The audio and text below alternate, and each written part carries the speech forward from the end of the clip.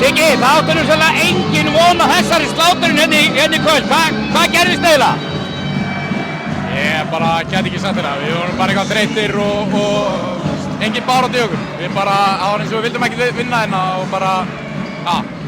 Það vantaði einhvern veginn allan nextan í ykkur bara og svo bara í, hvernig seinni hálfleik, þá bara hrynur þetta. Já, ekki alveg í seinni hálfleik, í fjóra hálfleik þá er alveg, já, ég tek ekki alveg á mig, ég tapaði hérna 4 boltum í röð og blokkaði hérna 3 röð eða eitthvað rugl og, en við verðum bara að koma sterkari næst inn. Það er ekkert hægt að tala um hann Remi Martin núna, þið voru frábærir ánægðs í síðasta leik, þannig að það er ekki ástæðan hér í kvöld. Nei, það er samt alveg fínt að hafa eitthvað sem maður geti bara að gefa og hann fyrir bara að skora, það var það sem vantaði kannski í kvöld.